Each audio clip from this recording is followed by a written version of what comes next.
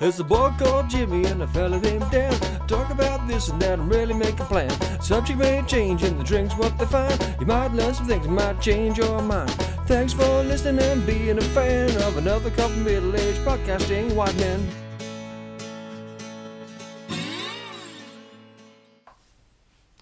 Good evening. Good evening. Good evening to you all. This is number 14. Wow. Season 1, episode 14 of the Whiskey, Wine and Pisdom. With Pisdom. Fucked up already. We've only been saying this at least 14 times, right? At least 14 times. Well, I talked shit about this for a year before I did it as well, so really there's no excuse. There's none. I'm sorry to everyone and my mum. Anyway. Oh. That's deep cut. Mate, just feeling it deep. Big up, boy. Okay, a little preamble before we get into the fucking knowledge bombs. So, we saw it at James's last week because he threw a little. Would you call it a bitch fit? No. No. He was just like, I want to do what I want to do. And I said, you pick, buddy. You just pick. And he did board games. And I gather that was that a good call, mate? Was that a good call? Do you want to know why I chose board games? We were in front of a pile of board games. I was in front of a pile of board games. You just pushed me. Oh, pick something. You put me on a bloody spot. What am I going to do? Yeah, I'm going to pick. Say what you see. But it's either that or socks. But anyway, so yours is board games because you do. You know what we should do? What's that? Play a board game? Do you know what? Do you ever watch SNL or clips of SNL? Yeah, I've seen that. All right, so they do this thing where they have they basically have like the news desk and they talk about they have these Michael Che and I can't remember his name, Scarlett Johansson's husband. Anyway, so they're there on there, and they at the end of each season they basically write each other's jokes for each other, and they're like super awful things you'd never want to say, but obviously they put it on teleprompt. They don't know what they're going to say before they say it, so maybe we should every now and then just pick each other's subjects just to fuck each other over. No, because you will get me to say the worst things. Like, no, I'm not. I just picked the subject for you. What you say about it is all I knew. That way, it's not. I'm not putting words in your mouth. I'm not saying. Right, okay. You're not like you're not reading a teleprompter saying like, "I hate the Jews." You're not saying that, right? Yeah. I don't. No one hates them. No. But no, that's not fair. People do. Fuck, do they? But I mean, historically and currently. But that's neither here nor there. No. Nothing to do with us. Nope. We didn't do it. Didn't do nothing. Anyway, so. But yeah, we could pick a subject for each other, which would be either a tricky one. Yep. To do, or it would be or like, that would be fun. You know, James's take on cocks. It's just the whole 10 pertinent facts on penises. Well, next week Dan will be researching women's lingerie. Thank you. I will bring many. Without pictures. Oh, dude, no. Oh, yeah. Yeah, you got to read. I might give you like fashion. Yeah. Duck fashion. Duck fashion. Oh, well, ducking hell, I could do that. I could. Well, anyway, none of them ever wore trousers. I don't give a shit what a cartoon is. They didn't wear trousers. But if they got out of the bath, they put a fucking towel around. I don't know if I heard that, but yes, that is definitely a thing. How annoyed it makes you is something that it says more about you than the actual, bizarre Disney choice. But my point was, you are doing board games, and I put a post up and said, "What do you reckon, fuckers? What do you reckon?" And I didn't put it as public for a couple of days, and I realised I had, and then by that point, I think all the sharing had been used up, so it was just no one saw the damn thing. So I was like, well, no one's picked anything, and I was thinking, what am I going to talk about? Because no one's, I normally do what I'm told, and no one has told me what to do, and I hadn't been thinking about it. It got to like Thursday, and I've not done any research on this now, and then I realised I didn't even know what I was doing, and I think, well, all right, what am I?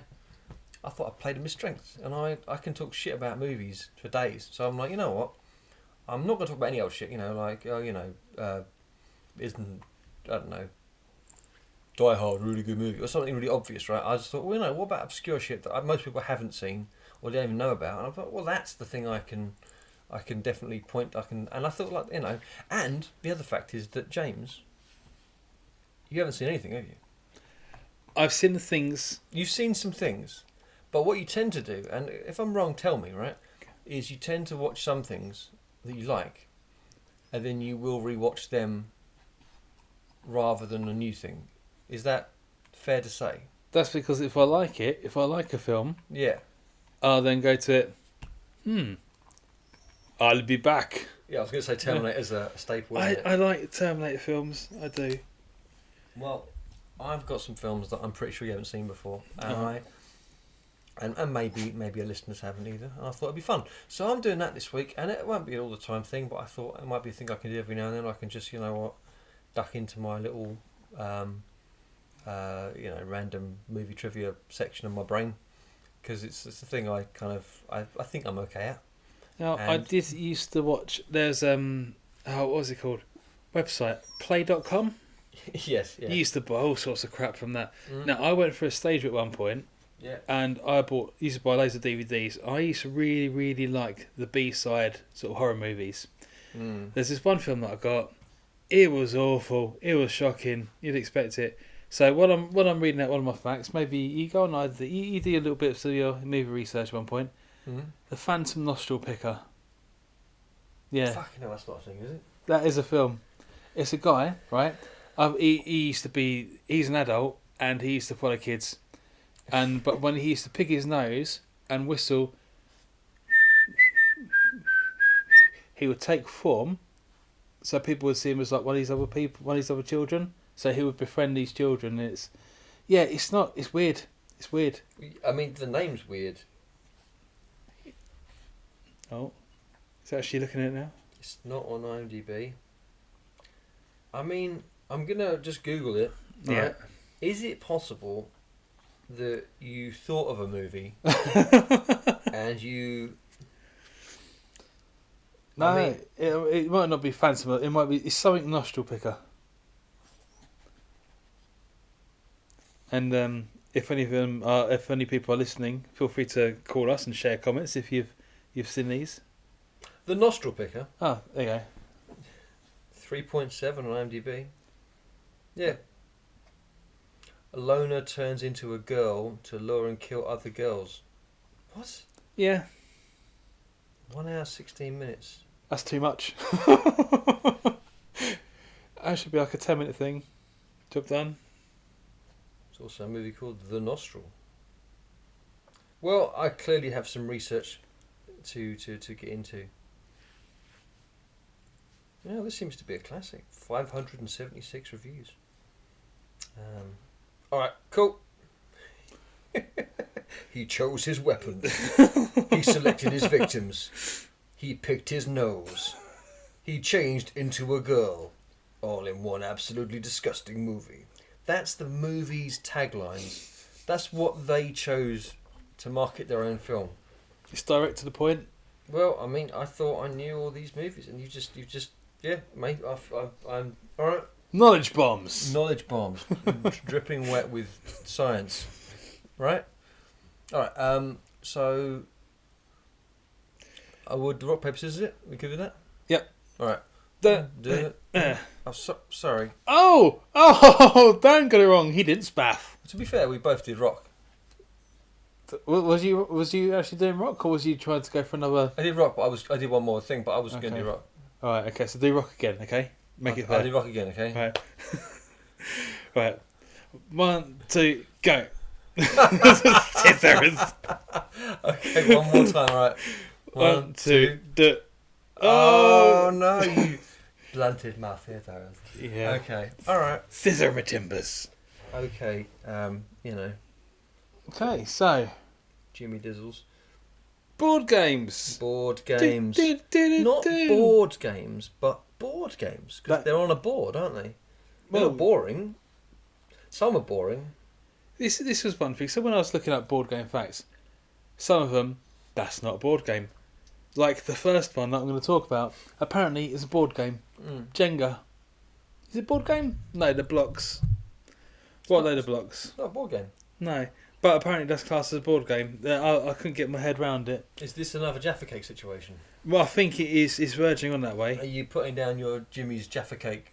No, I'm putting the hammer down. Jenga is not a board game. It's not a board game. But I did get some facts from it anyway because I thought just looking. It's a game. Jenga. The name Jenga is based on a Swahili word meaning to build, and its slogan is "Edge of your seat fun." Apparently, so according to Hasbro, the tallest Jenga tower ever was 40 levels tall, with 2 additional blocks on top of it. So I again board games. I think that game does get me a bit bored. I can't stick with it too much. No. It's a laugh the first time. Oh, I knocked it down. I tried to take one too many. Then you've got to build it up again. So it's a bored, but it's boring game. A lot of games. I think a lot of board games are kind of boring. I think, like if you watch a film and you don't, if you have a few drinks beforehand and you have a few friends around and you do all that, right, then yeah, a film can be a much better film. But I think with board games, people give them that higher. They give them less room to play. Like they have to have a higher standard because a board game, if you just got it out and played it, like if you just play Monopoly. No, Monopoly. All right, unless you get a couple of drinks in me, or we're on a holiday, or there's something else going on, that's just death. It's just death. But like you can't say the same about like even a crappy movie. It's like, well, I'm watching it at least, but that is just slow erosion of civilities. I'm just getting more and more pissed off. Anyway, sorry, I'm. You know what board game isn't boring? Tell me. When nature's calling, don't be stalling. Use your common sense before you let it flow. Find a place to go, just don't whiz on the electric fence. And I cut it off there, but I guess the 30 seconds. You're getting good at this, man. You're getting good at this. He understands Yeah. lower. But yeah, wonderful. Yes, that's my introduction. The best board game ever isn't a real board game because they could never do it. But that makes you think, doesn't it? I think if you do have enough to drink, you could. Well, yeah, but you'd have to be sober enough to make it. The idea. Plus, you'd piss all over it. It'd be ruined after one go. I just thought this would kill people though. This would. Joe knows tennis racket bun zappers. Oh god, mate, they are harsh. They are harsh. If you've got a single stream with no breakage to the from to racket to tip, you're dead. Oh man, I'm so curious. Don't do it, Dan. We've got more to make. Plus, we've got. Well, no, I wouldn't do it. I would dare you to do it, wouldn't I? No, because I'm old enough now to not do theirs. I'm not talked into things anymore. James. Yeah. James, you can't turn that off. You can't turn that off, right? You're going to be a decrepit old man. I'm going to say, James, where do you put your hand in this hole? And I'm like, Dad, honestly, is there a snake in that hole? I'm like, I don't know, James. Is there a snake in that hole? And you'll do it. You know what? There might be a snake in that hole. We will never know. But we will know what happens when you piss on a tennis racket. I don't. I've already licked one before, right? I've no doubt you've got like fly bits all over your tongue, probably. I thought it's just a bit of a laugh. I did not realise how powerful they are, and literally it was just like a quick sort of quick hand movement. So I wasn't gonna be like stuck to it. It wasn't like a ice cream bar. Yeah, it was literally the quickest thing you could do, and that fucks me over. That literally almost knocked me to the floor. Do you remember when we put those that tens machine thing? We put it on the back of our necks. Oh Jesus Christ! Yeah. We put a tens machine. We put the left and right polarity pads. We put one on his neck and one on mine, and then we shook hands. And we fucking harmonised it. Oh. I think I got a clip which comes around on the Book of Faces. Yeah. Every now and then, it's just like we're just talking. Hold my hand, and I'm scared to hold your hand. Yeah, of course. I'd do that little touch, and then we'd hold it. And, yeah. I didn't expect that. I was like, you fucking morons. Not doing that again. I remember. When I was younger, I a friend of mine. I say a friend. He was obviously a sociopath. But anyway, so he's like, well, he was a kid. Kids are dickheads. They can't. So he's like, I can't remember what he told me. He basically convinced me. I was about a year or two younger than him. He convinced me to put my finger in a plug socket, the light socket, and he turned the switch on. Oh. And I just, it was the ceiling light socket as well. And I was standing on top of the kitchen dining table thing, right?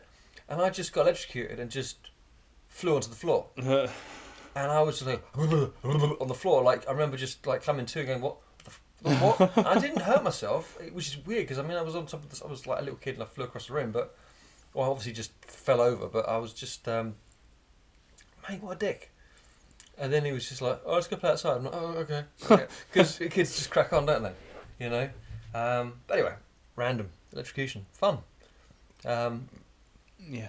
Okay, so it's me now. Yep. See. Okay, so all right, I started thinking about this, and I've been whacking out just this crazy list of movies, and I'm like, okay, I've got like 30 down already. Just like, okay, but I'm not gonna do them all. Obviously, that's just crazy. But I don't know what to pick now. But I think the first one I'm gonna do is okay. There's a movie. No, fuck that. I'm doing all right. Dark City. Have you ever seen Dark City? No. All right, Dark City. Now, it's weird. It's got a weird relationship with the Matrix. So, Dark City came out in '98. Matrix came out in '99. So I don't know exactly, but it was the following year, but it was less than a year between them. Rufus Sewell, Keith Sutherland, William Hurt was in it, Jennifer Connelly, Melissa George, I believe. But interestingly, the head baddie, was Richard O'Brien from Crystal Mates, right? Brilliant. All right. So you've got our main hero, who's this British dude, Rufus Sewell, who is in this world, which is a very weird looking world, right? Now, they actually filmed some of the Matrix on the sets from Dark City. So the world he's in looks like some of the bits from the Matrix. I have heard this before. Yeah, but so, yeah. And then you got the story. So the story is basically, and I'm not going to give it away because there are a few twists along the way. He starts to realise that the world he's in might not be all it seems. Spoiler alert. And he starts to realise that maybe, and there's so many like similarities between this and the Matrix. But the difference is that this just come out. There's a cult following for it, but no one really saw it. But honestly, it looks amazing. I think the budgets were even similar, right? It had a decent budget. It looks amazing. There's stuff in it you just haven't seen anywhere else. It's so weird and eccentric. But I think that's the problem. It's just too fucking weird. Because there's film noir elements, there's a murder mystery. He thinks he's losing his mind. And Richard O'Brien's there being a creepy bald fuck, just like with his weird... He's like all these like... You know, like... do you ever see the Buffy, the gentleman? Those like weird, creepy, like... They're bald dudes that are floating around. They're like that. Like they're flying around and stuff. And basically, Rufus Sewell, he's Neo. He's the Neo of that story. But it came out a year earlier, and in many ways, it does things that the Matrix got a lot of credit for, but it did it a year earlier. And yeah, I think it's filmed in Australia, which is like where the Matrix as well. So like they filmed it in the same places. They had a lot of the same crew. The cast are different, but it's an absolute cracker of a movie. It's got elements of like noir and horror and certainly science fiction, and like all that kind of fantasy. And the end reveal is kind of a mindfuck as well. But it's just great. Oh, and Kiefer Sutherland's super fucking weird in it as well. He's like a Dr. Crippen like doctor, and he's just like, he's all like, yeah. And he's given himself this weird stammer, so he's like, I've got to tell you where they're going to be. And he's talking like that the whole time. You're like, why have you made these choices? But everyone's doing that. Everyone in that film is like making these really weird choices. And it's directed by the same guy who did the fucking Alex Proyas. Alex Proyas hasn't done shit for a while actually. So he did Dark City, he did The Crow. Love them. Yeah, right. So he did that. He did what's his actual? Because I think he fucked off for a bit. He did that film Knowing a little while ago. I, Robot. That was a big one he did. Oh, bloody hell. Yeah. So he's good. He's a good egg. Oh, he did The Gods of Egypt. That's why. Yeah, that was so bad. That was such a bad film. Oh, that's a shame. He did it from Knowing, Nicolas Cage, where there were numbers from the past, and it was fun. It wasn't great, but I Robot actually I watched more recently, and that was a very good film. I was very impressed with that. But Dark City was his first proper film, and he'd been making music videos and stuff until that point. It's an absolute banger. Everyone should see it. No bugger has, and it's just a damn shame. It's creepy and weird and wonderful and interesting, and Richard O'Brien is a creepy motherfucker. Look at him. Where is he? Oh, there he is on the right. There he is. They're all like that though. So all the balls, Yeah. they're all bald and they're all creepy. They all look a bit like Nosferatu. And there's loads of them. Oh dear. Oh yeah. They're all walking around going, "Come with me to the Aztec zone. Come with me to the sci-fi zone. Yeah. Come with me." Yeah. Yeah. Hello, mummy. Yeah. Oh, and he's got the random harmonica every now and then. Yeah, he went for it. But absolute banger. I don't think it's very well known, and it should be. It's a cracker. So that's my first movie. I think if I've heard of it, it's only because you would have mentioned it to me in the past. Possibly, but anyone who hasn't, it's definitely worth a wank. It's my official Dan Worth a Wank award. So wank away, okay? It's the 5 out of 5 tissues. Well, you need to see if you can do any research. Worthy of a Kleenex cleanup. Oh dear, that should be the sticky trophy. No. You should do some research on what's that film? I think it was advertised once before. The Horse Hats, about some people and Yeah. Horse Hats movie. You should see if you can. Is it because they made a movie and they made a musical as well, don't they? Yeah, the musical is in production at the moment. Oh, is it? There's one song written so far. Yeah, so it's doing good. But Yes, apparently the person who's writing some of the music for it is going through some electric works in the house at the moment, so their piano is under dust sheets. That sounds terrible. Yeah. You're a mad fuck, you know. Please give me a board game fact. Tell me an interesting board game fact. I can might open a window. It's quite warm. It's quite thick in here, isn't it? Mm. I'm going to open a window. I'm going to make this dog take his ball away because he's being a bit of a prick, isn't he? And while you're doing that, I'm going to talk about Monopoly. So Monopoly, right? It's one of those games. Do you like your family? Yeah. Don't play this with them. Yeah. Why? Because it's shit and it takes long. But I didn't realise. I thought this was actually quite an interesting fact. Monopoly is derived from the Landlord's game, created in 1903 in the US by Lizzie Maggie, as a way to demonstrate that the economy rewarding individuals is better than one where monopolies hold all the wealth. The longest game of Monopoly took 1,680 hours to complete, which is equivalent to 70 days. That sounds like an average game for me. Yeah. That sounds about right. It's, I think, in regular time, an hour of that game seems like it is 100 hours. It's not a pleasant game.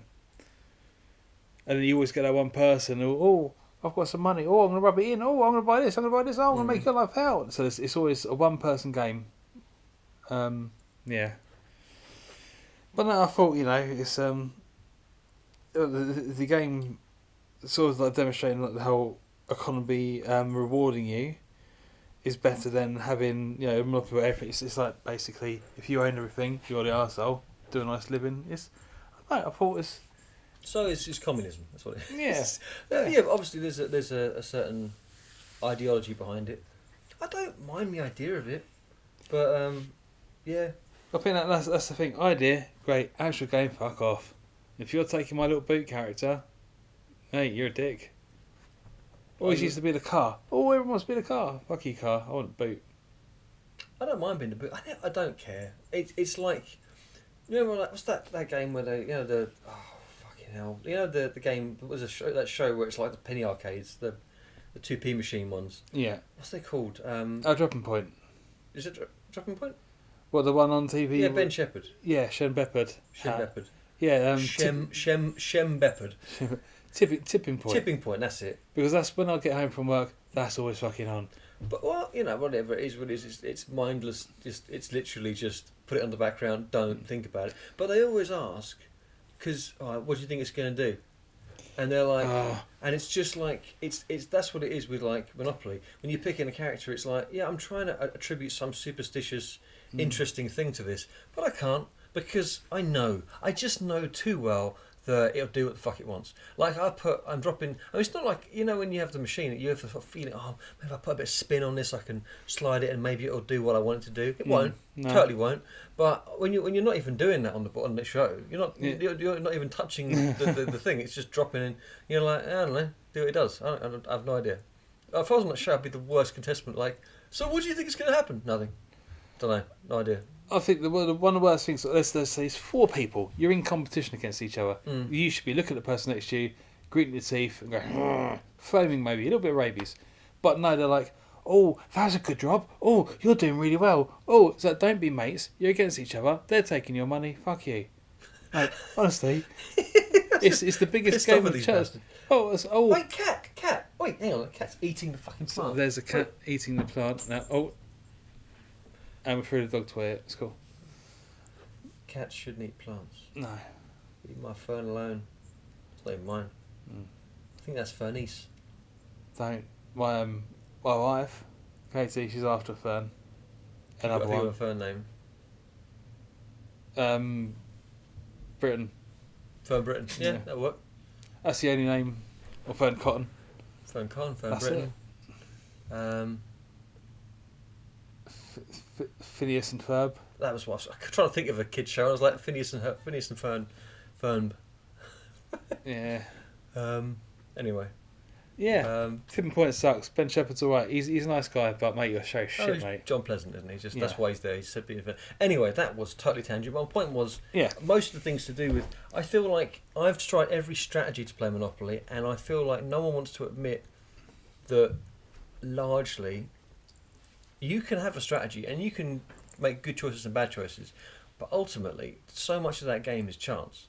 Especially, and the more people you have playing it, it's like, well, and when people get right, I mean, especially if they're like real douchebag winners, that really one it just finds me up because you're like, you must know that you didn't you didn't really, nothing really happened there, right? You just, you did what you did, but it's fine. You didn't really win. You just, all right, you might have won, but if I win, I'm like, yeah, all right.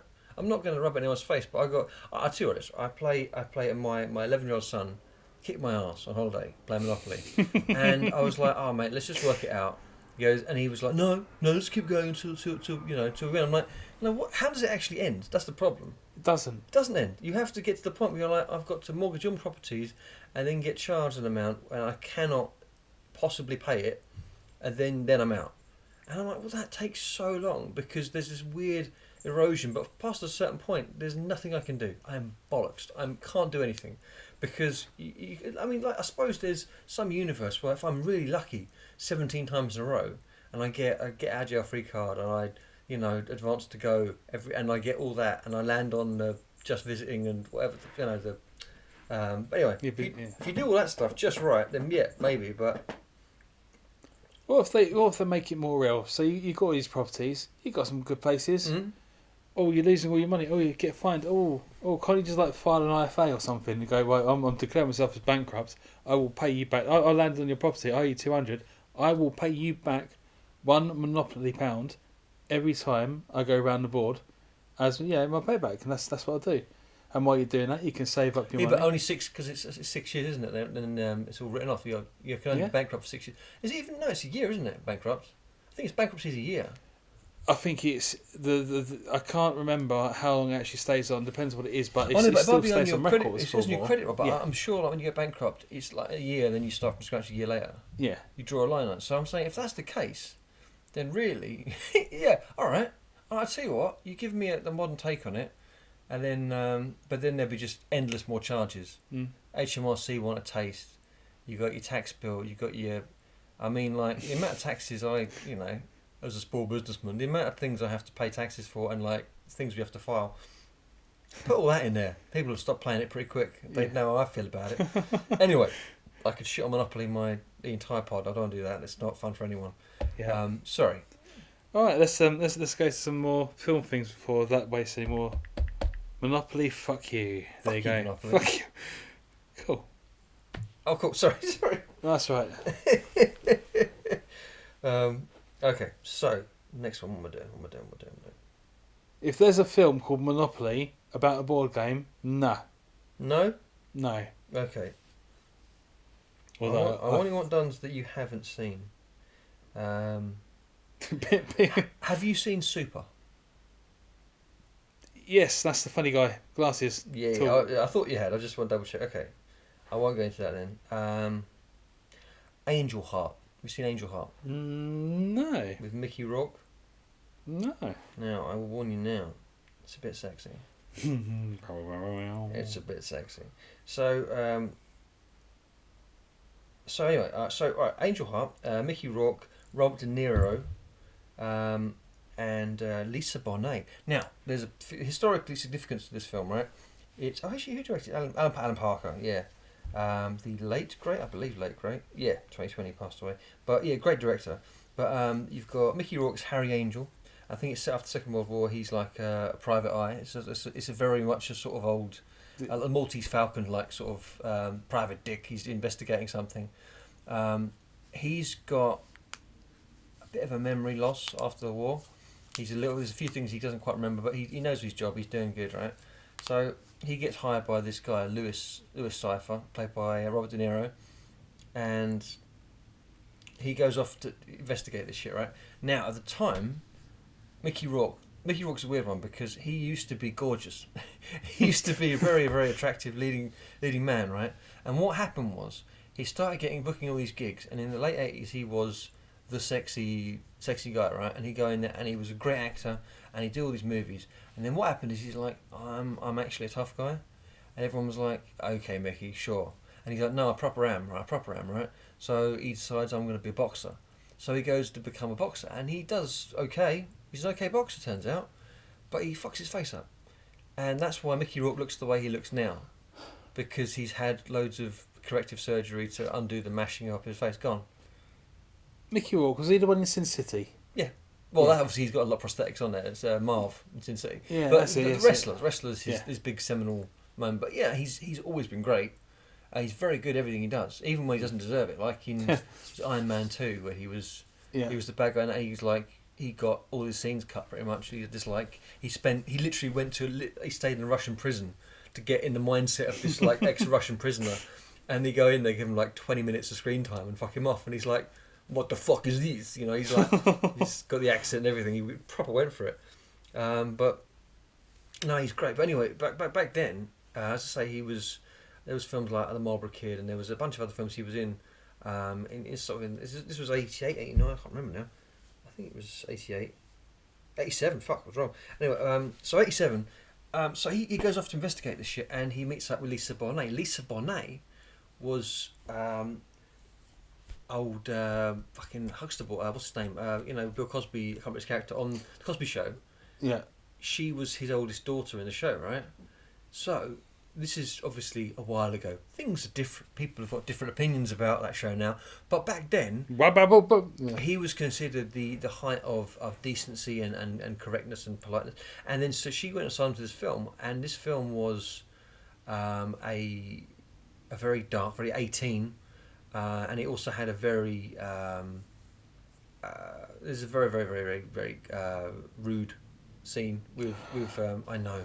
But also, I think she was like 18, 19 at the time as well. So she goes to talks to old Bill Cosby, says, I want to do this film, and I'm going to have a very graphic sex scene in this film. And he's like, I don't know what he said, but he basically... he said cuckoo probably, and she's like, I'm going to do it anyway then. So she went to do this film, and it was considered like controversial. It was a big deal, because they were like, but she's like, America's sweetheart. She was this like chaste, very, very well-to-do, very proper... like nowadays that's sort of what everyone does. They like Britney Spears, she's there, she's like, I'm so innocent, I'm so nice, and then Christina Aguilera did the same thing, and then they become like, I'm a rude bitch. They just kind of they turn to like they become 18, 19. They're like, and I wear fuck all and I'm a rude bitch. And that's just what they do. And I'm like, okay, fair play. But like back then, this was not a thing. She was a most chaste and perfect little lady, and she just went in there and she was a great actress as well, so she was really good. But she's in this film, and she's. But it's a good film, man. It's a really good film, and I feel like no one really knows about it anymore now. But and Alan Parker's like this really, really highly regarded director, and you got Robert De Niro in there, and Mickey Rourke back when he looked pretty and he was good. It's a crazy sex scene. It's really creepy. There's like lots of evil shit in there, and it's like a creepy sort of horror, film noir, detective movie. There's just all these influences, and it's just what a sexy sweat. And I think it happens. I think it's in New Orleans as well. It feels like it's a New Orleans sort of film. It's very sweaty and hot and yeah. A private investigator is hired by a man who calls himself Louis Cypher to track down a singer named Johnny Favourite. But the investigation takes an unexpected and sombre turn. And that's all I'll say about the actual plot, because there's a good twist in there, but it's bloody good. 7.2 on IMDb, and there goes, those fuckers they're strict on that. 7.2 is an amazing score. You can have one of an amazing film and like 6, 7. You get 6 on it, especially a horror movie. I mean, that is effectively a horror movie with 7.2. Apart from maybe The Exorcist, nothing gets that. No. So it's an absolute banger. Everyone should have seen it, and that is what I'm calling the section. Films you probably should have seen. Cool. So yeah, I stand by it. Awesome. Film number 2, Jambo. So this one is more of a history of the board games. The royal game of Yore is the oldest playable board game in the world, originating around 4,600 years ago in ancient Mesopotamia. The game's rules were written in a cuneiform tablet. Yeah, cuneiform tablet. It's like a scroll type thing, but it's cuneiform, like the language. Yeah. Sorry. Yeah. Sorry. Yeah. They say I was looking up because I had no idea what it is. Multilingual symbol. It's made of symbols. Multilingual. This is crazy shit. So it's by a Babylon astronomer in 177 BC. From this, curator Irving Frankel was able to decipher the rules. 2 players compete to race their pieces from one end of the board to the other. And the central squares were also used for fortune telling. Oh, that's fun. So Plus the woo bollocks in the middle of your board game. Let's. Don't make it. Is what are you going to do apart from that? What are you going to do? Oh, roll dice. I can move 4 spaces. Oh, 10 more to go. Oh, exciting stuff, isn't this? No, you're moving a straight fucking line because of the dice. Dude, it was 4,200 years ago. Yeah, but no, they've made it hardcore. They've thrown some like shit in the middle. Going, Yeah, no, that's fun. Don't pass go. Why? Because doom will become your faith and your daughter will become a frog. Your frog will also morph into yokkers for years to come. And then your wife will poo on your head from a great height because she will become an eagle. You're right. And then these days we've taken that and we've made it into bloody Monopoly, right? Yeah. It's basically they gave us the wolf and we gave them the dachshund. That's what happened. It's Don't listen, Stanley. no, listen. Don't Know what you are. Badger dog my ass. Anyway, so yeah, I will play this game. Let's play this game. Yeah. We get one? Did Hasbro do it? No, I don't. We'll try and find it. All right. Oh, well, not right now, but I'll. Oh, you did it right now. Well, I'm doing it right now because you got a fact. So I can look while you're facting. Oh, okay. What the hell have I been looking at? The last thing that comes up... I'll go into your Siri. Yeah. And it just comes up with treehuggers.com. Okay. Is that a euphemism? When you say tree, what do you mean? No,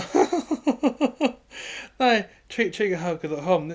Treehugger.com. Not product placement. I was basically looking up some Ouija board things. Oh, okay. And that's that's the page it comes from. Fair enough. Not about... I refuse to believe anything you say.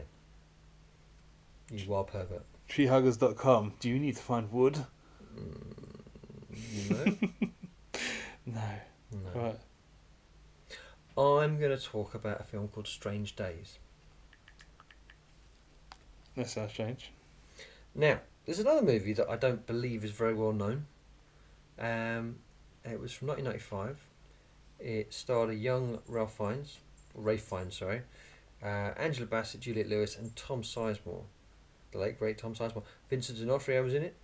Yeah, they're a great cast actually. But yeah, it was William Friedkin. He's good. Oh, anyway, I'm going from around. But yeah, so it was this really weird film about. It was set. I think it came out in 95, but it was set in 99. But obviously they did date it. But the premise is that Ralph Fiennes in it is a sort of he's an American in that, and he basically sells memories, and they have this thing called, I think it's called a squid. I haven't seen it for a few years. I got it recently. I haven't sort of watched it again, but I remember. I tend to remember films pretty well. But You they have this have thing, got they good, chuck it on the head and they call it a squid, and it basically, you can replay memories. You can replay. I suppose it's like, they just put this thing in your head. Is he ringing the bell? Oh yeah, so he I mean, like in the film, he's basically a dealer, and people come to him and they can get, if they come in with like, I really want to experience this, he'll find a way of getting them that experience. Anyway, it turns out, and he has this, his ex is Juliette Lewis, who wears like almost nothing in the entire film, which is just fine. That's just fine. And Angela Bassett in there, which obviously she was great. She's giving it all that sass, and it's just this incredibly tight, sweaty, action-filled thriller.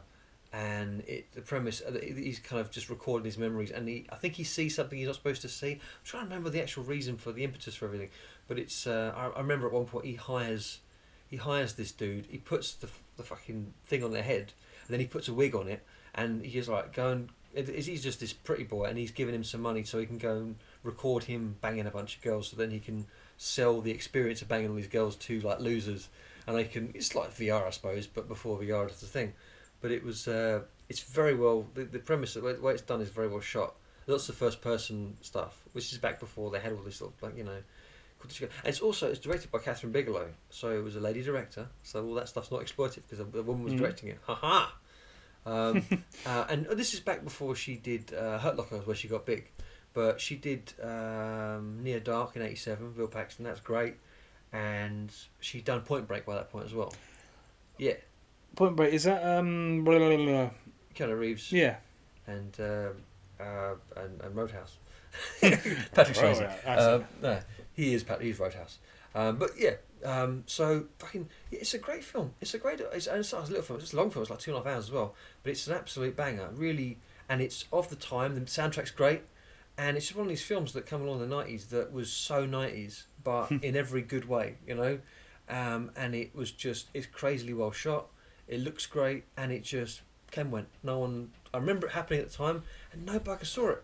And I've asked loads of people, like, have you seen it? And no one's seen it. And I'm like, this is a crime, because it's really good. And I mean, like, there's certain times when you see people like doing that sort of thing, and you're like, you never see Ralph Fiennes in a sort of an American action thriller. He's too busy like being the English Patient and all this shit, and or murdering Jews in the Holocaust. That's tended to be where he excels. But he's very good. He's a very good sleazy douchebag in America, and it's kind of cool. Like they did that one with Hugh Grant for a minute. He was like, "Oh, we're going to put you in an action thriller in America." And they did, I think it's Extreme Measures with Gene Hackman, and it's like Hugh Grant in an American like action thriller. It's like, that's really weird, but I kind of like that. It just that juxtaposition. It's kind of interesting. You've got the dude from Notting Hill, and you chuck him in, and Gene Hackman's barking at him, and I'm like, that's kind of fun. But anyway, Strange Days, 1995, absolute corker. Should have been seen more people. So there you go. I must admit, I do like it when they put someone completely out of character into a different role, Totally. and they put it off. The two of them. Is it Kevin James and Vince Vaughn?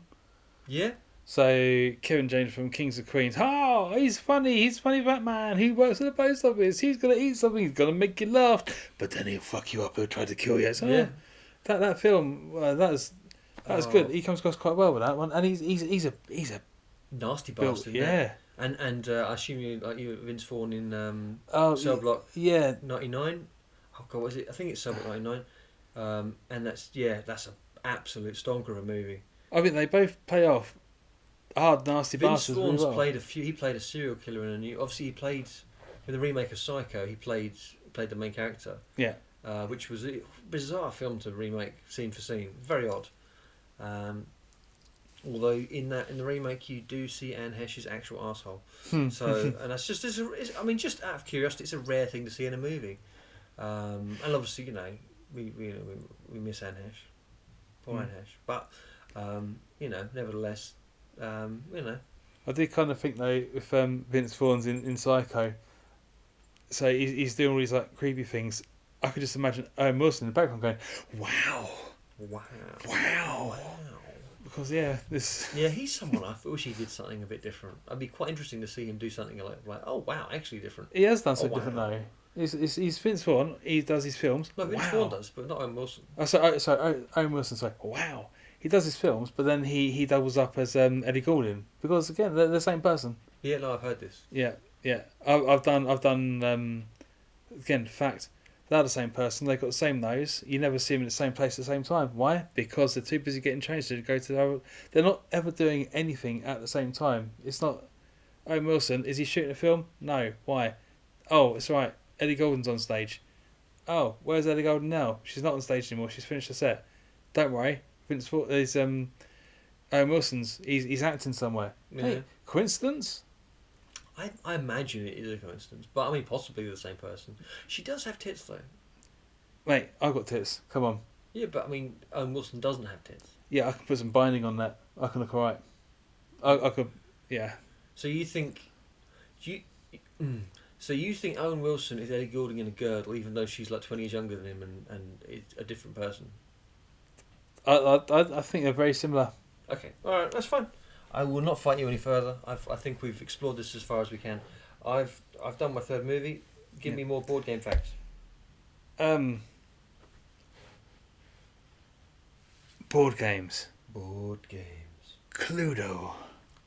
Gabo. Okay. I don't think I've played Cluedo. It's been a long fucking time. No, I do remember playing Cluedo. It's been a long time. It was Jonathan with the candlestick in the pantry. So Cluedo. Most people know the game. It's a board game. You'd get your bases. You'd go to a room, and you go, right. I want to accuse. I want to say, it was this person with this weapon in this room. I'm in the library. Mm. Yeah, great. It's a good little game. Good little game. Yeah. And then you've got all these characters. You've got Mrs. White, Colonel Mustard, Professor Plum, Mrs. Peacock, Reverend Green, Miss Scarlet. Didn't realise they had all backstories. Oh, really? Yeah. Why? I know, right? So, Mrs. White, so she was just a Tudor maid. Mm. But the housekeeper of the Tudor mansion, Mrs. White, had been replaced after more than 60 years as a suspected murderer of Dr. Black. Dr. Black was always the person getting killed every time again.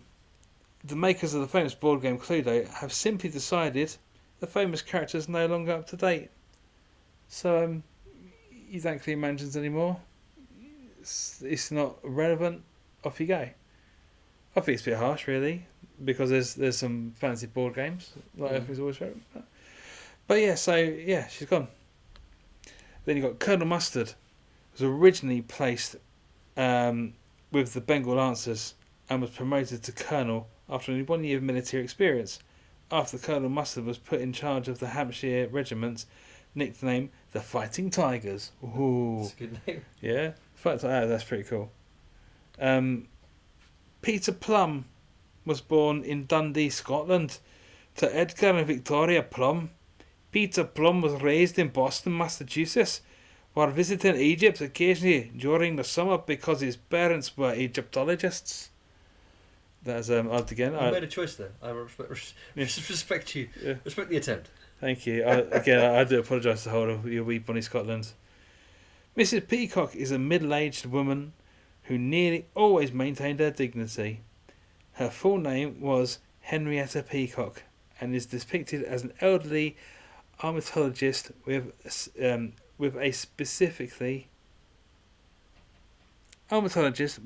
speciality in birds of prey. Sorry, I really shit out words.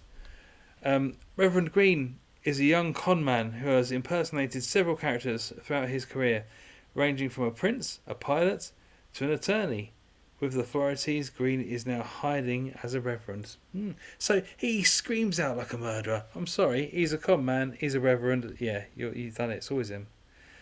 And then Miss Scarlet is a socialite and undercover investigation journalist. She has landed mobsters in jail and taken down hometown heroes. No one is safe from her pen because no one knows who she is. Again, mate.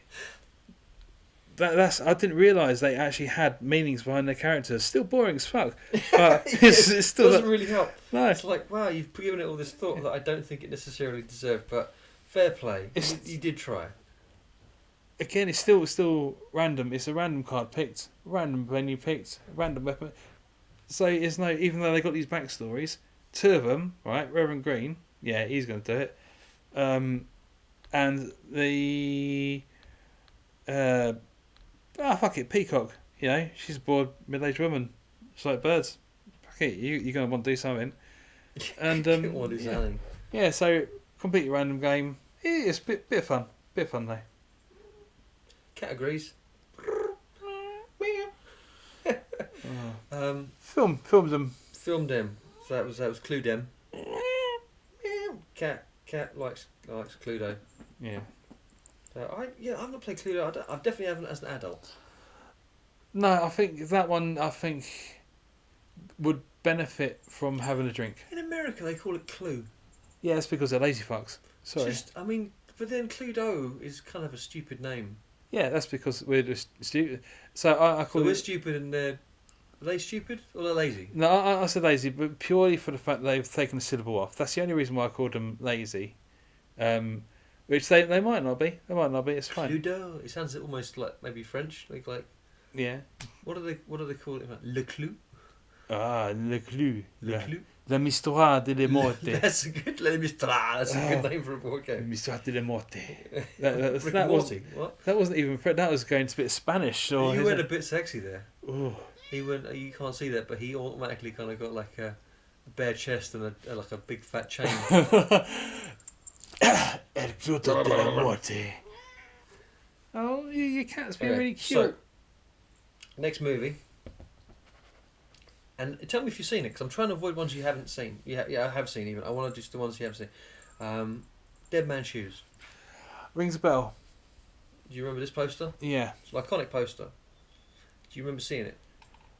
Right now, no. I've heard it.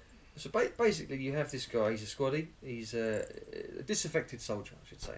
So he comes back. I think honourable discharge, whatever. But he's basically just left the army. This is Paddy Considine. It's a 2004 movie. Very low budget. Shane Meadows, the guy who did This Is Britain, all that. Oh, This Is England. Sorry, This Is England. All those, you know all those films. This Is England. A lot of it, like skinheads and shit. And it was very gritty. He's good at gritty. Is Shane Meadows. I think he might have done The Business with... Anyway, it doesn't matter, I'll go off and tell you. But anyway, so he did this film. Paddy Considine now wrote and stars in this, it's directed and also co-wrote by Shane Meadows. So it's like two of them sort of made this as a passion project. So he comes back from war, or from the army, I should say. Although it was around the time that we were getting shitty in the Middle East, so I think the assumption is that he'd done some shit, or he'd been in the shit. Anyway, so he comes back, finds his brother, who is a... mentally handicapped. It was the first role by Toby Kebbell, who you all know. He was in Rock and Roller. He's the skaghead. He's the Rock and Roller. He's the center, and he's bloody great. Eyeball Paul. What? Eyeball Paul. I think so. And he's in Servant, that show I told you about. And he's he played Koba, the one of the chimps in one of the. He was the bad guy in the last 8 episode movie. But yeah, obviously that's what Ocean Capture. He's done loads of stuff. He's done a lot of mocap stuff actually. He was when that god awful Fantastic Four film. He was the Rock Monster. No, he wasn't Rock Monster. Monster. He might have been. He was Doom. He was Doctor Doom in that. So yeah, he was. He's bloody good. He's very good. But anyway, that was his first film, and he plays the young. Handicapped son, and so the soldier comes back from war, and he finds his brother, and it starts, and they're walking across, and it's like middle of nowhere, like you think of like North Britain, like a country little village, and he's walking back to this village with his brother, literally just walking across the countryside, and his brother's sort of like clearly just he's kind of got stuff going on. He's not, and you can tell. And he walks out, and you become quite quickly that this brother's been abused or beaten up while he's been away. So he's there, and it's the whole film is a revenge movie, right? He's there to get revenge on the people that have mistreated his brother. And he comes back and he finds these people. They're low level kind of, I say gangsters in inverted commas because it's like middle of nowhere. They're in a little country village. I've seen this. And yeah, you've seen it. Yeah, it's really cool. I can't remember it, but I've seen it. When you say I must have shown you at some point. It's just such a bloody great film. And again, it's one of these films that it's kind of hard to find. You really can't find it. Luckily, someone's uploaded the whole film in HD to YouTube. So you just watch it on YouTube. Nice. With no ads, just watch it. Just go in No Man's Shoes. It's not even, because it's like a really niche film. It's hard to get. It's not on a streaming platform. So I guess the people who make it don't really care or don't have the fiscal ability to take it down. So they're like, oh well, whatever. So you can just go on there and watch it. And it's just a bloody great film. Bloody great film. And last time I checked, that film had been seen 200,000 times on YouTube. Damn. So it's been there for a minute. And if a few people watch that film, I think it's great. There's a little speech he has where he's telling them, he tells the guys what he's going to do to them. It's like, it's just such a hard ass. Yeah, you know it. You remember that, right? I That sticks in your head. Yeah. Paddy Considine is so good in it. They were going to do another film off the back of that called fucking hell, King of the Gypsies, where he was going to be like this gypsy bare knuckle fighter. And Paddy Considine literally just didn't do any films for a couple of years because he was training to become a plausible bare knuckle fighter. And then the film got canned, never happened. And I'm like, I want to see the Paddy Considine hard ass where he goes off and does action movies and becomes this gritty sort of like, you know, because honestly there's a universe where, because he was in one of the Bourne films, because he plays a reporter who gets like shot in the head early on, and I'm like, there's a universe where he is Jason Bourne. He does all these films, and I mean obviously I think the first Jason Bourne happened by the time Dead Man's Shoes comes out, but he's bloody brilliant in it. It's a great film. It's a great little British film, and it's kind of got like, it's like Death Wish meets Kes. It's just like you've got, and it's just bloody brilliant. Also directed by Alan Parker, who did the last film. No, not the last film. Film before that. Anyway, Angel Heart. Anyway, I'm referencing my own movie choices, but it's a bloody great film. Bloody great director, bloody great actor, and it's really gritty, and it's nice. Like it's 1 hour and 20 and 25 or something. It's like a really concise movie. There is a very sad twist, and the whole thing is very sad, and it's gritty as fuck. Ruwengi. It's quite nice as well with his revenge film. Yeah. And you feel like, you let me finish the point, but when it's justified, because there's like so many times they're like, they try and like these bad guys. Then you see they're not like full on. They're not like evil, but they do deserve it. Yeah. It's okay. You don't mind, you know. It's a very, very good film. That was all. Do you love pizza? Yes! How about curry? Yes! Mexican food? Yes! Chinese food? Yes! Oh. But what should we have today? Chicken! You don't want to choose? Pizza! Maybe you don't have to choose. What about spicy Mexican chili alongside tandoori chicken with keema rice and rich Szechuan noodles all on a stone-baked authentic Italian pizza? No! Or maybe you'd like crispy tacos filled with rich tangy bolognese on a bed of shredded crispy duck and hoisin sauce wrapped in an extra big garlic naan? What? No! What about spicy chicken boona with pilau rice on a bed of chicken enchiladas with dollops of rich guacamole, sour cream and shredded cheese, generously topped with egg foo young dipped in marinara sauce and all encased in an enormous calzone? What? Okay, but what about an extra large pepperoni pizza wrapped in a tight tube, drizzled in vindaloo sauce, covered in crispy shredded beef, generously jammed into a signature 3-foot taco? 3 foot! Drizzled in cheese sauce, 3 types of real cheese, our homemade jalapeno salsa, all wrapped in other man-sized tortilla chip, dipped in batter and fried for deep fried for 7 minutes, all with a trough of our hot mango chutney? I feel like I'd throw up from the first bite. Then just come on down to Italio Curry Mexicanese. Yay! You will come down to Italio Curry Mexicanese. What if I don't want to? We do it all. You'll come. What? You will come!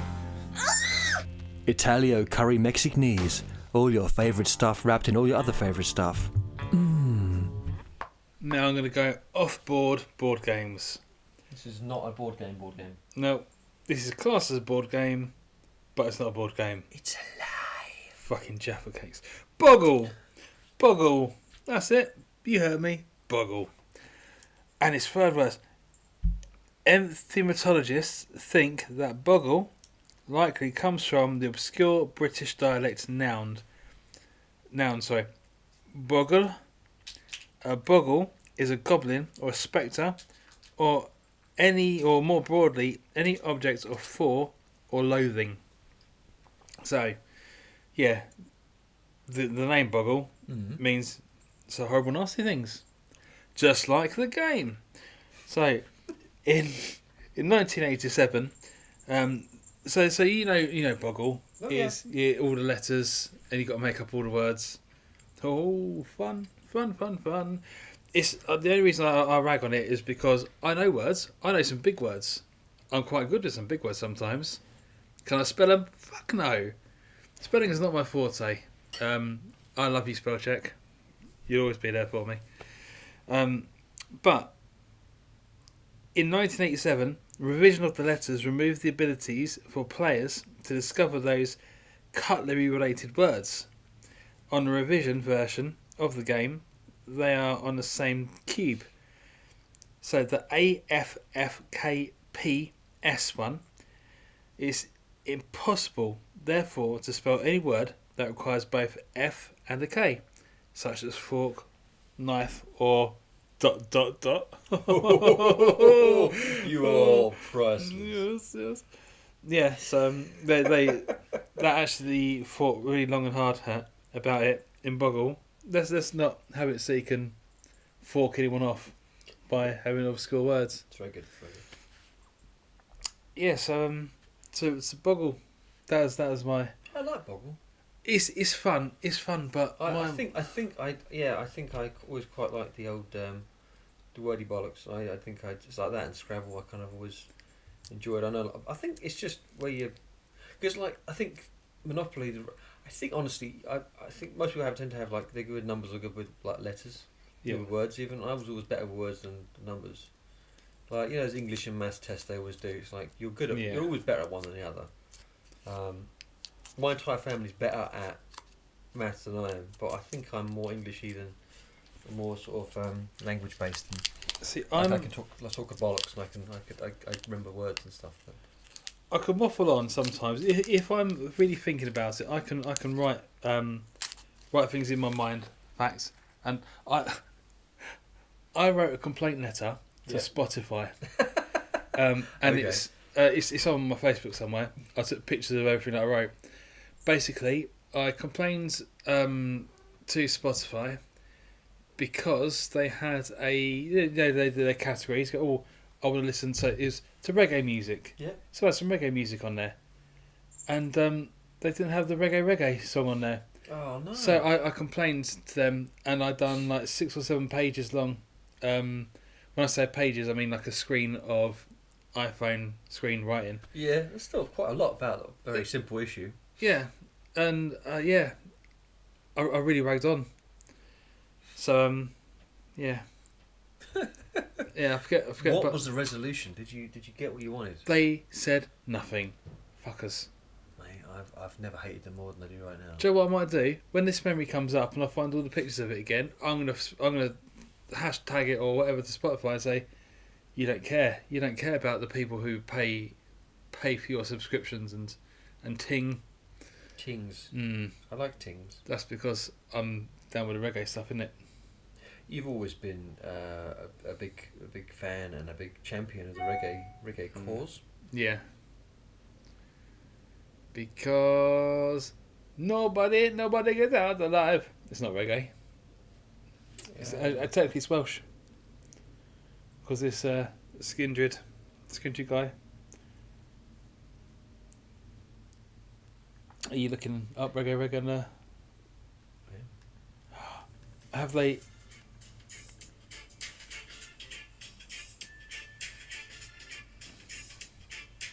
I don't know. I'm just gonna say, if Spotify have added the reggae source songs onto their reggae list now, you're welcome. I'm just saying that now. They didn't tell me about it, but you know.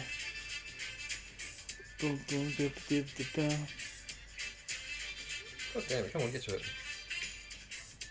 Oh, this is instrumental. Okay, that's called Reggae Sauce, but it's Levi Roots though is on. He's on Spotify, and he's done a bunch of songs, mainly covers of like he covers "Message to You, Rudy." That's Clash, I think. Yeah. Call Me Off, Chopstick, Dub Plane.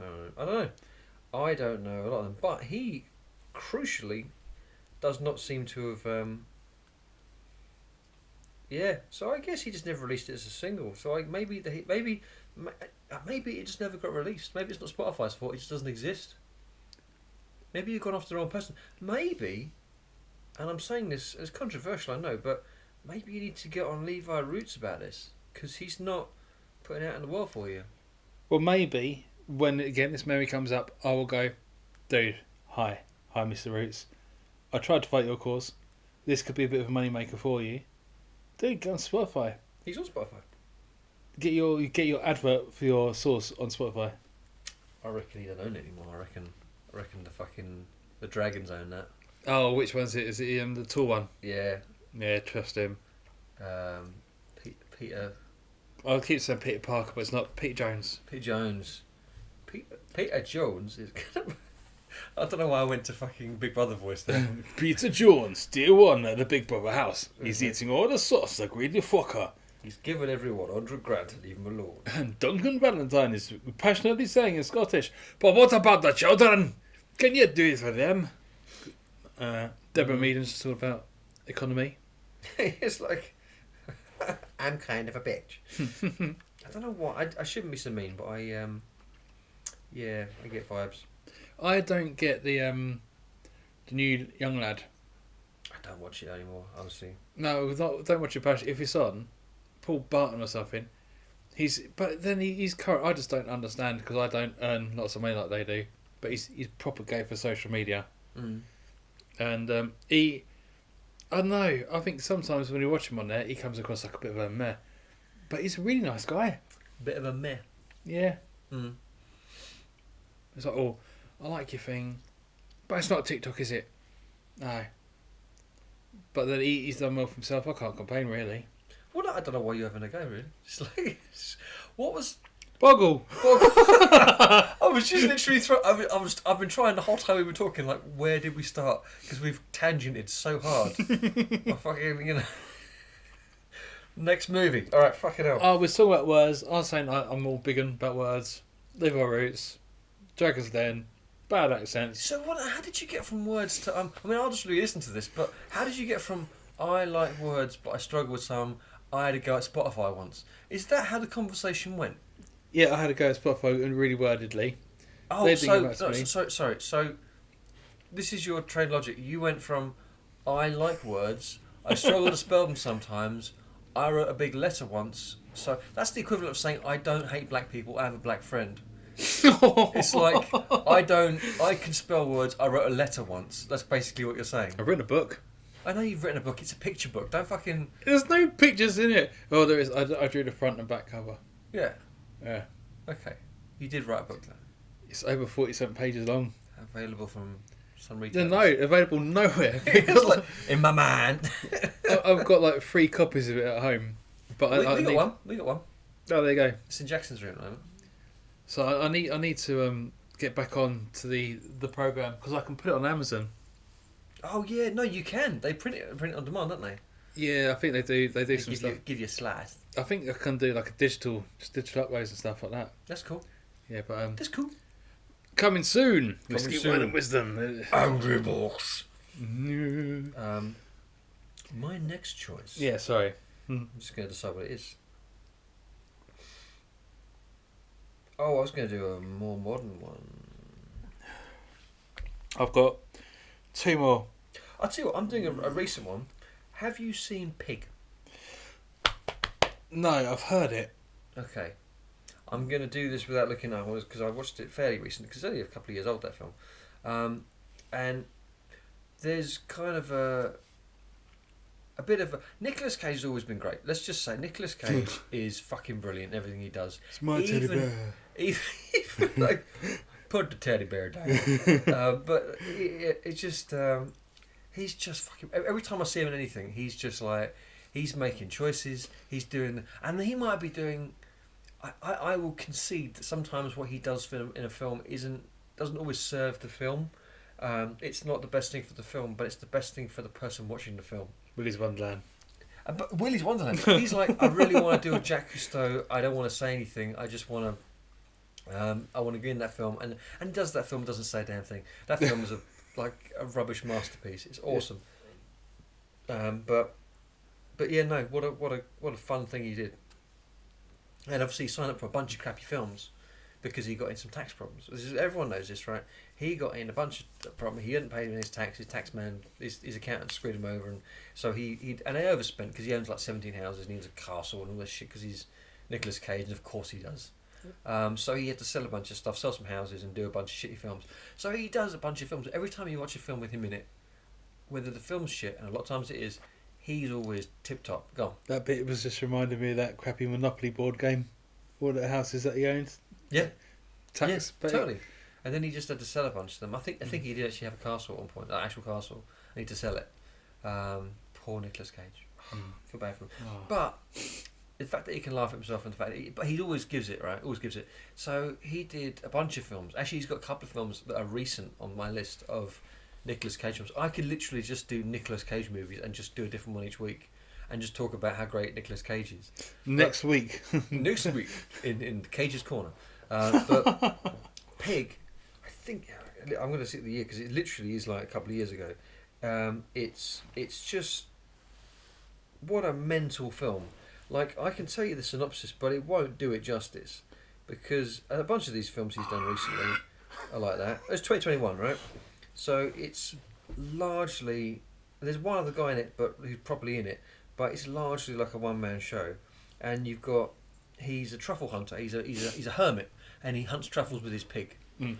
And these guys, they nick his pig, and he has to go. He tries to find his pig, and he goes back to town. And he's been living in the woods as a hermit for some time. He goes back, and it turns out, and you don't get told any of this. You just go back and he talks to people, and they're like, "Oh my God, it's you!" And he's evidently was some great chef before he left. And I'm not going to give anything more than that. It's just it you know, like, over the course of the film, and the film itself is shot in a really like it's like imagine some really classy sort of mystery thriller or something. It's really well shot. It's not, but he does end up in an underground fight club. That does happen, and there's and the things that happen in the film, I just didn't know where it was going to go. The whole film was like, this is so strange, and he just gives it his all. Like, he is acting his tits off in this film, and he's brilliant. And the premise of the film is that this guy, he loves his pig. His pig's his best mate. They took his pig. He wants his pig back. I thought I have seen it, but I'm not sure if I have. You know, I definitely know about it. It's bloody. I've told you about it. I know I've talked about it because when I saw it, I was like, this fucking film. He did that, and he did another film I probably will mention as well called Mandy. And both of them were like, God damn, this guy's amazing. And he does such good work. But like that, Pig's great. Pig's a brilliant film. And if you don't watch that and go like, oh man, he's a national treasure, then I mean, obviously he's American, but like they should protect that guy. They should look after him. They should put him in a vault somewhere. He's bloody brilliant. And I just think, you know, well, national treasure. But he's very, very good, and that film is great. And I can't. It's annoying because I can't say much more about it because it will. I've said too much already, honestly. Because a lot of things are when these things happen in the film, as it escalates, you just sort of like you just because you don't know all the prior relationships, you don't know that. So when he bumps into someone that he does know, you have to sort of work out from just what they're saying. No one's spelling anything out for you in that film. You infer everything that happened or has happened from them, and you try to work out, okay, so why? Because all you know in the beginning is he's a fucking weirdo living in the woods, and then you kind of have to do this detective journey on your own to work out why that's all happened, and they don't give you all the pieces. And evidently he was an amazing chef, and he knows his shit still, and he's just decided, you know, I get these truffles and he knows a lot about truffles, so he's like, I'm just going to go and live in the woods and I'll just sell truffles to people, and that's how I pay my way. And I live here and I just sell truffles that my pig and I hunt for, and that is his life and has been for many years. And that in itself is weird, but because it's very strange. But the whole film was crazy. I just don't think films like that get made very often, and when they do, it's just kind of special. So Pig, with Nicolas Cage, 2021. Absolute corker. I'd watch that. Absolute porker. Fuck. Nearly missed that one. Oh dear. Go on. I'll tell you. Well, I've only got one more thing left. Okay. Well, I can do. So I've got a list of like 30 movies. I can talk bollocks about any of them. So just do one more. I'll do what. I'll level up with whatever you got, and then we'll go from there. This is called the Guinness Record Facts Quick Facts Round of Facts for Board Games. Quick Facts. Good Facts. Guinness Record Facts. Facts. Okay, they're coming at you hard and fast. That's what she said. Largest collection of board games was from Jeff Boisbeers. Jeff Board Game, yeah. Jeff Board, in the USA, of 1,531 games collected since 2000. Loser. Ooh. The most expensive board game is a deluxe version of Outrage for just under £8,000. Loser. Ooh. The largest Monopoly board game was 900 metres squared. 900 meters. 900 metre squares. So each side's 900 meters. That's what the facts. Nearly a kilometre. Maybe it's 90, and I put an extra zero in there. I just because that's a fucking huge field. I mean, it's not impossible. Monopoly, largest Monopoly, because you must be able to drive that with a car or something. 930 square feet. Got holds a Guinness World Record for the largest permanent Monopoly game in the world. Oh, see, so I was 30 off. Well, no, you said square meters. Oh, so dear. So I got my feet some meters. Yeah. Was it three times as much? Yeah. I'm Yeah, sorry about I mean, that's still enormous. But I mean, it's like not an entire. I get confused because when I was helping my lovely lady wife, when she was doing a photography course, what we decided to do was make a giant Monopoly board. Dude, is that That's the dice. Dude, that's big dice. That's big dice. You know, I'd be scared. Dice. Be scared of people rolling that. It looks a bit dicey. Oh. Yeah, so we made like a Monopoly board by walking around London. Jesus Christ. Taking pictures of all the places. So we'd go to Pall Mall. We'd go to Euston Station. We'd go to... Oh, Pall Mall's real? Oh, yeah, all the places on the... I know. Oh, sorry. I was like, oh my god, he's a moron. And Kate, we were dragged around everywhere. Old Kent Road. Mm. Yeah. Euston. Yeah. Yeah, we took pictures of all the places, and then Katie developed all the photos, and we stuck them on the board. We made a giant Monopoly board. Not quite 900 square feet, but yeah. Excuse me again. I've had a fizzy. My today's drink was sponsored by coffee and Asda Coca-Cola. Coca-Cola. This is very, very delicious. Yum. The longest marathon playing of a board game was 80 hours. 400 games of which... 400 games of... I've written this down. Games. Oh no, I have to. Sorry, I'm really confused with my own writing.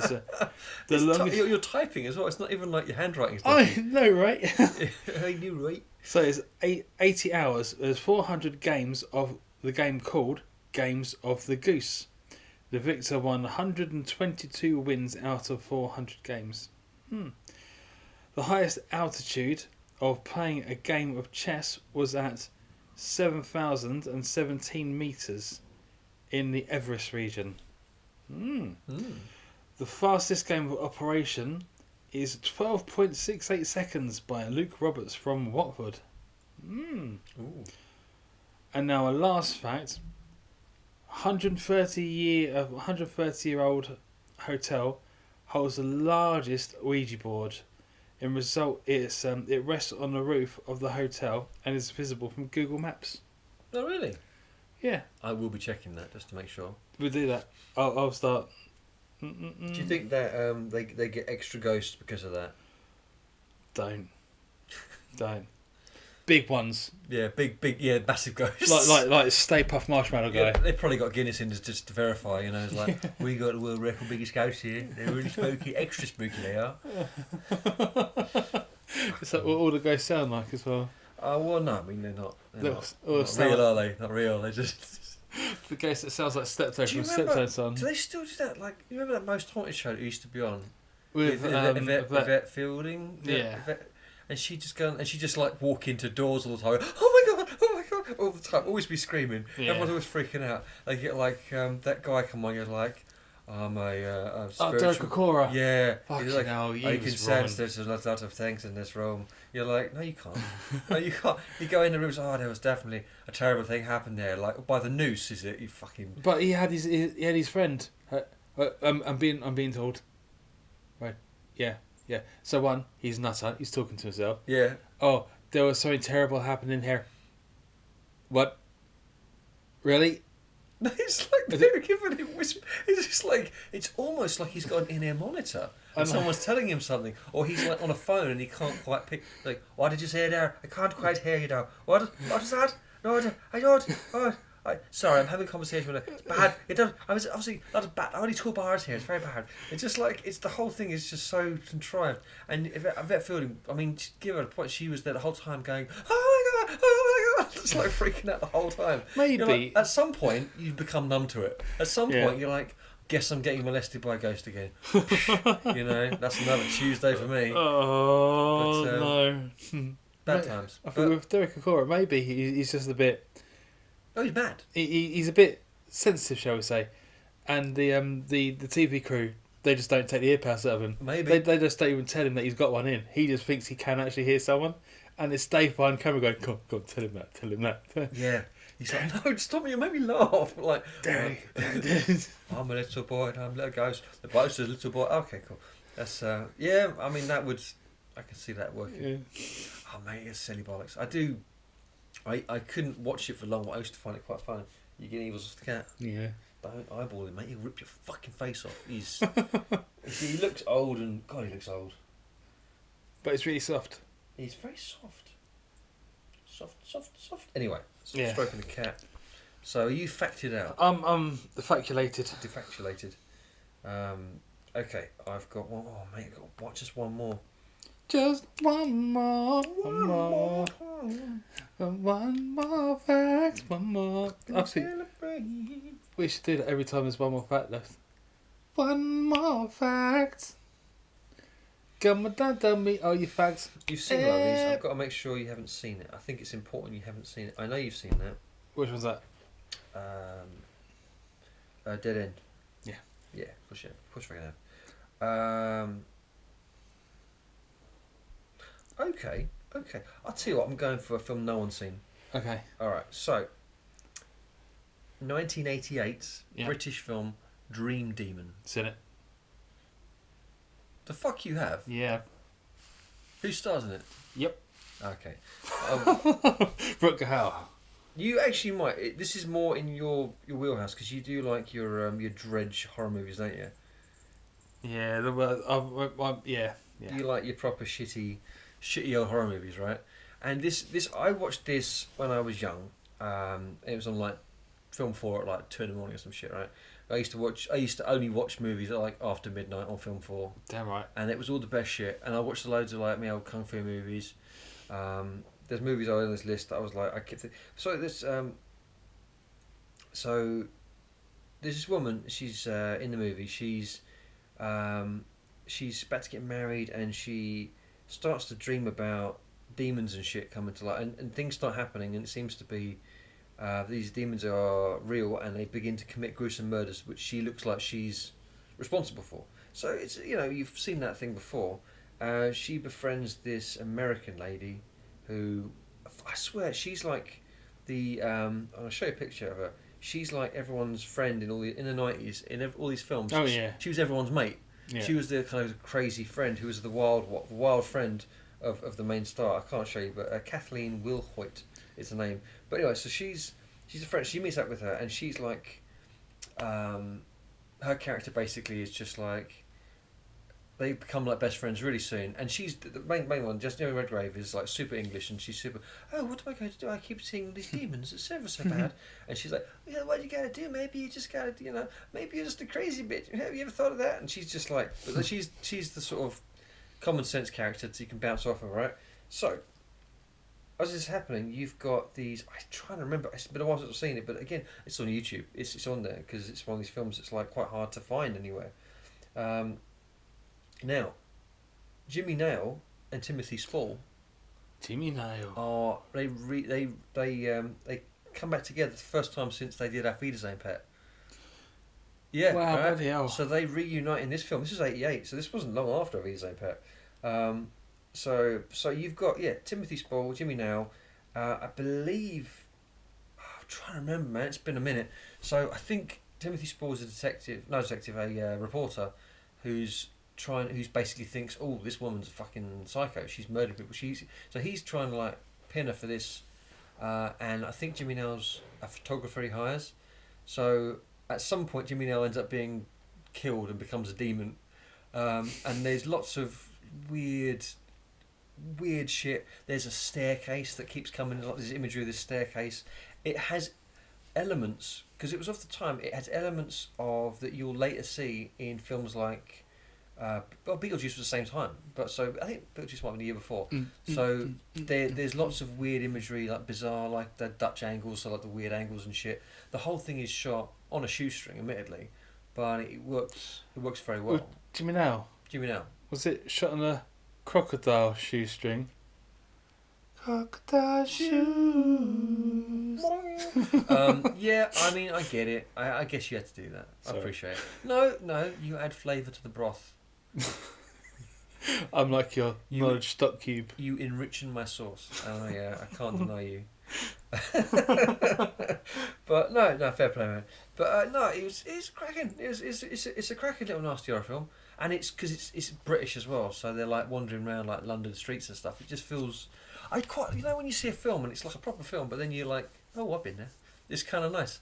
So I had a soft spot for it, and I watched it a couple of years ago. I hadn't seen it for since I was, 12, 13, probably 14 or something, at home, watching shit on my old little CRT TV in my room.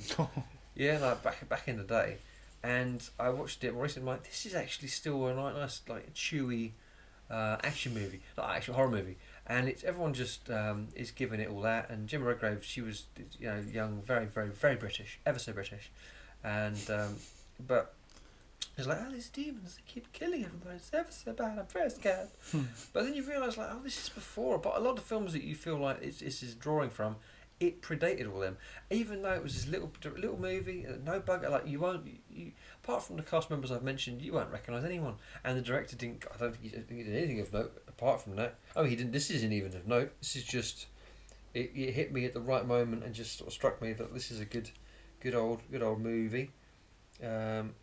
He did some work on Empire Strikes Back with the stunt team, so yeah, he was involved in some bigger films, but largely he did jack shit. I can't see that he has, but I assume he's since died. And he filmed. He actually directed a lot of the Xena and Hercules episodes later on. So he did all that. It was TV work after this, but nevertheless, it was a very, very, very good film. And was cheeky and fun, supernatural, and a good sense of humour as well. There's a lot of films, late 80s, they kind of had a lot of that stuff. There was films like proper nasty horror films, but then I remember there's kids' movies like The Gate, which was from 87, and I showed that to my boy a while ago, and he's like, this is quite creepy. And they had all the claymation and all that sort of shit, and all this stop motion, and it was like really clever the way they shot it, really clever, and you're like, this is really good. This is really good. And they just don't make that sort of shit anymore. Like proper scary films for kids. Like films that are clearly for kids, but they are like, you can watch as an adult and go, this is actually pretty scary. But because nowadays, nothing for kids is scary. Like those Goosebumps movies, like no one's fucking scared. No one's like, kids aren't scared. Like, I'm so scared. No one's scared. It's not scary. But you know, There's a few films that scared the bejesus out of Yeah. me as a child. Which, if you look back on that, you go, "Why the fuck did you even have nightmares?" First one, go on, tell me. Critters, the first Critters film. Okay. I never found it scary, but I've probably watched it a bit older. But And it's because of that film, even to this current day, I still have. Oh, cat's going. You good? fuck was that? Cat's head just exploded. I don't know what the hell that was. He's turning into a critter. He detached his jaw and made some weird noise. It was like a reverse meow. Like, Yeah. Alright, I'm going to stroke you. He's Okay. happy. Alright, cool. Alright, fine. Fucking hell. That was Critters scared you. Yeah, so it's because of that film. I still have a bit of a fear too nowadays of Critters. red eyes, Oh, okay. red lights, red lights and red eyes. Yeah, there's little red lights anywhere. I'm not comfortable. Yeah, or because these little fluffy things that go. Rah, rah, rah, rah.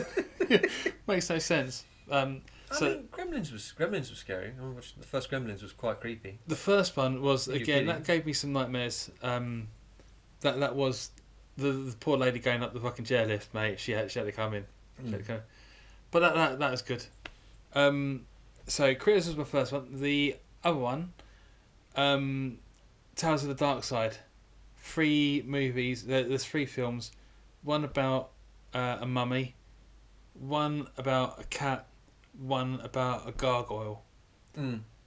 And you look back at the gargoyle, it's fucking jokes. Me and my friend watched it years and years ago, and it's just the piss take. It's weird the things that get you. Yeah. There's always some imagery thing that they'll kick you. I remember watching. Do you remember the old Lost in Space? The old show, Yeah. like. The original show from like the 50s or 60s. It was randomly on some Sunday morning, and I was watching it, and there was an episode where the robot had some chip inside him that controlled. I don't know what the science of it was so flaky. That's ringing a bell. He basically becomes massive, and the little boy has to go inside the robot to turn this switch to make the robot the right size again, because he's inside this robot going through all these like really tight contain, and maybe it's like this claustrophobia I've got, because I've got a bit of claustrophobia. I don't like tight spaces. It really, I can get freaked out. Yeah. So, but he gets out and he flips the switch and he goes, "Danger, Will Robinson, run out!" And he's running out, trying to get out of this robot before as it's starting to shrink, and the whole thing is shrinking around him, and he's freaking out, and he keeps almost getting trapped. Head for the sphincter. And he runs. I think he comes out of his foot. He's running, there's his leg or something, and he climbs out, and then the robot is fixed at the end. He doesn't have foot. He had tracks, didn't he? No, he had feet. He was just a guy in a fucking suit. And then at the end of it, he runs out and he gets out, and it's such conceptually stupid, right? But I remember that freaking the shit out of me. Yeah. Like, I remember just being panicked and remember hyperventilating, going, "Oh my god, is Little Robinson going to make it? Danger, Will Robinson!" I mean, that was a show that was way before my time. Not way, but like it was before my time. But that kicked me in the dick. And then there's some films that just get you. But then, I mean, like, what was the film you saw? What was the film you saw as a kid that you shouldn't have seen as a kid? Oh, I watched lots of films. I want to know the film. I want to know how old you were when you watched it, and I want to know how many nights you had nightmares about it. I don't know. Shit. Basically, we used to rent films from our little corner shop, and it's always my brother's choice, and he'd always pick the fucking scary ones. And I had lots of nightmares. How much older is David than you? 2 years. Yeah, so just old enough that he's got a bit of thicker skin for it. Yeah. Plus, he's David, so he's like Yeah. doesn't. He's like borderline sociopath. Nothing fucking touches him. Like watching someone get eviscerated. Go, fair play. Just like, I got some stories. Don't document it. For fuck's sake, tell me There's this later. one Tell me day later. at band camp. No. Yeah. Yeah. But no, I really can't remember. But I know. But yeah. Right, one of the films. Go on. Again, it's pussy standards.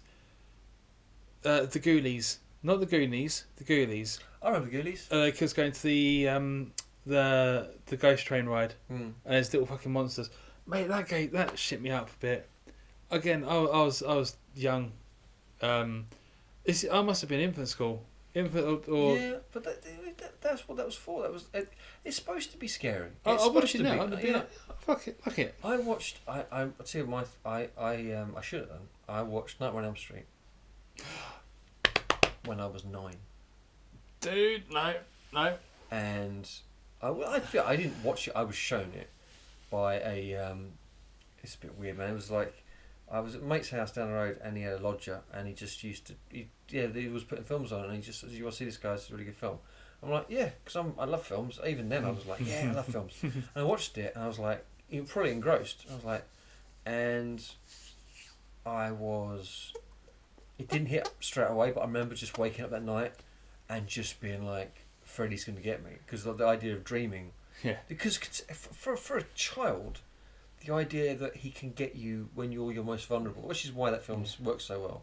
But fuck me, did that get me? That film got me, and it was weeks of nightmares. And and I'm sure this happened to a lot of kids, right? In fact, I'm reading. There's a story I'm reading now from a little girl, and she's about how this kid has watched a film he shouldn't have watched, and he keeps having nightmares about it. It's like a werewolf movie, and that's basically it. And he doesn't want to tell his mum because he doesn't want to get in trouble for having watched it. And it was the same thing. Like I was having nightmares. I remember calling my parents for like, "Dad," I was just like, and he's like, "You alright?" I'm like, "Oh, I'm just a bit scared." He's like, "Why are you scared?" "No reason. I'm just really scared. Could you maybe put a light on, please?" "No reason for it. Just put a light on, maybe." But yeah, just being like very aware of how dark. Do you want to just slap the mic a bit more there, mate? Just make sure you just piss a little bit. Just like really get some, get some. So I don't know where. I don't know why you did that. Okay, I'm just gonna smurf it. It's just like I'm gonna just that noise you'll hear is James just teabagging his mic, just grinding his balls all over it. Snail trail the fuck out of it, you nasty bastard. Because it's not in line with the leg, and I just saw it, and it's it's right. We're nearly done, and you're just I doing know. this now. I'm sorry. All right. Well, we've talked at length about movies and all kinds of things. We've Yeah. rambled pretty hard today, I think. So I think it's probably time. Just under the 2-hour mark, I think. I fucking don't know, man. We haven't even done the rest of our bullshit as well. Enjoy. So have a lovely time. I'm sorry. We can try and be more concise next time. What we do next time? Yep. Correct. Awesome. Okay, so I'll put a poll up like usual. We'll do old school, or shall I? Would you want to pick one? Do you want another board game? Oh, what's in front of you? what else? Beanbags. Yeah. Beanbags. I'm doing panda beanbags. I tell you what. Do you want to pick one for me? I'll pick one for you. Okay. But now. No, it's too much pressure. Too much pressure. Yeah. Oh no, we'll do a poll, and maybe like we'll try and pull that in the future. Like just have a it's a surprise. We have to pull it up. Like what we do. I think I did start a little list. Okay.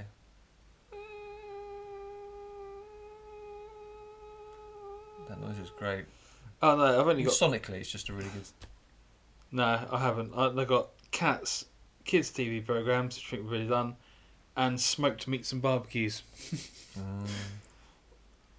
That's because what Katie told me to write one down because I've been. Yeah, that's weird. Well, I think we'll call it. Cool. I'll take your answer.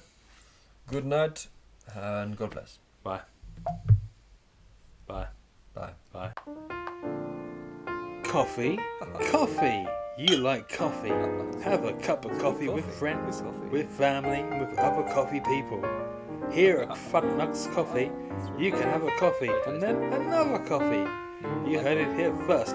At Fuck Nuts Coffee, that coffee is so damn good for you, you can't afford not to have another coffee. So, have a coffee to be ready for your day. Why? Because coffee told you, and your coffee has your wife and children hostage. So you better do what coffee tells you, because coffee knows best. Also, coffee tastes nice with a tipple of whiskey. Talking of whiskey, the people of Whiskey, Wine and Wisdom like coffee too. And they like Fuck Nuts Coffee the most. So fuck it, have a coffee for them nuts. Fuck Nuts Coffee. And because your family needs you.